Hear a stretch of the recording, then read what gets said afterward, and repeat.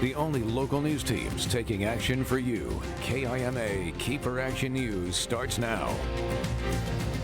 Coming up this morning on Action News, Walla Walla authorities are looking for a man they say is involved in an attempted murder investigation. Now, the public isn't in any danger, say officials, but they want you to call 911 instead of approaching him. We'll share the details. Plus, Yakima city leaders showcase 3 renovation concepts for 6th Avenue. It's part of an effort to get the public's feedback about the plans, which include a survey for residents to fill out. We'll tell you about the plans. And Sunnyside school leaders are using a new tool to help keep students in class. It's an assessment that aims to learn why students miss class while also helping teachers provide support for students' needs. We'll hear from school leaders. That story and more coming up as you start your day with us right here on Action News. Good Wednesday morning, everybody. I'm Dave Furtado. And I'm meteorologist Jefferson Donovan. And Jefferson, we just crossed that threshold into autumn, so it's only a matter of time before the colds and the flus and what have you starts to really ramp up for the season. Yes, and I'm dealing with one of those colds right now. That is why we are keeping our distance today. And I should say temperatures are also going to be going through a cool down themselves as we go into the next couple of days. Looking out at the Tri-Cities right now, it's a pretty calm morning, but things are going to be changing as we go throughout the day. We are sitting currently at 65 degrees under clear skies, a warm morning, but this afternoon is actually going to be cooler than in days prior. Here's a look at your weather headlines today and moving forward. Isolated showers and strong winds on tap for today.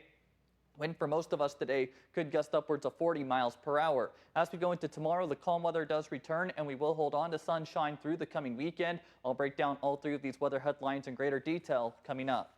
Thanks, Jefferson. We begin this morning in Benton County. Washington State Patrol troopers are hoping you can help find a person of interest in a serious injury hit-and-run crash. They say this man, Bruce Roderick, was one of 2 men in a 2011 Dodge Grand Caravan when it hit a BMW head-on in Benton County. It happened Thursday, September 12th on State Route 24 near the Vernita Bridge. Now, the driver of the BMW has serious injuries. Roderick and another man were seen fleeing the scene. If you have any information about Roderick, call the Washington State Patrol. And the family of a man who died in a wrong-way crash on Thursday has created a GoFundMe to help with funeral expenses. Salvador Beltran, a 28-year-old father of 2 young boys, was headed home from work, according to his family, when a suspected drunk driver slammed into his car head-on. Beltran died at the scene, and the other driver was taken to a hospital. This person is likely facing vehicular homicide charges. You can find a link to the GoFundMe up on our website, KEPRTV.com. And Walla Walla police are asking for the public's help looking for a wanted man. They say this is 24-year-old Robert Lucero. Police say they're investigating an attempted murder, and it was not a random act. Lucero has brown hair and blue eyes, as well as multiple tattoos on his skull, neck, and both arms. He is considered armed and dangerous, so if you spot him, do not contact him. Call 911 instead. Lucero has ties to both the Walla Walla and Milton Freewater communities, but officials say that the public is not in any danger. Union Gap police need your help identifying a man accused of stealing from Nordstrom Rack at Valley Mall. Police are trying to figure out who the man in this picture is, as well as the woman. The theft happened on September 5th. If you have any information, contact Union Gap Police or submit a tip through Crime Stoppers. We have all of the contact information up on our website, KIMATV.com. Last Thursday, Yakima City staff held an open house at Garfield Elementary about their proposed renovation plans for 6th Avenue. The city unveiled 3 renovation concepts, including expanding sidewalks and the space for Yakima's trolleys while adding buffers for pedestrians along the commercial area sidewalks. Other options include keeping the trolley tracks but making 5th and 6th Avenue one-way streets, with other plans featuring the removal of the tracks altogether. The public in attendance voiced concerns about the trolleys. A survey for residents to share their thoughts on the project remains open until October 20th. And once they have collected all the feedback, the city will propose a refined concept plan to showcase at another open house in November. And a proposal to annex 8 acres into the city of Sunnyside is now approved. City council members approved what is called the Salgado annexation at Monday night's council meeting. They completed the final part of the annexation proposal, which is for the 8 acres by the Yakima Valley Highway along city limits. public some context, on February 12th of this year, City of Sunnyside approved a resolution to move forward with the processing of a proposed annexation for the property at 1270 Washout Road. And that included a public hearing to forward the application on to the Yakima County Boundary Review Board prior to adopting the final ordinance. Now, the council passed the final ordinance completing the annexation process. The ordinance will most likely go into effect by the end of this month. And sticking in Sunnyside, the school district is using a new tool designed by Washington State University to help keep students in class. The student absenteeism is on the rise, but the district is using what's called warns to encourage students to go to their classes. It's a 40-question web-based assessment for middle and high school students that helps school leaders learn why students miss class, what they need to encourage the students to stay in school, and what can be done to help them.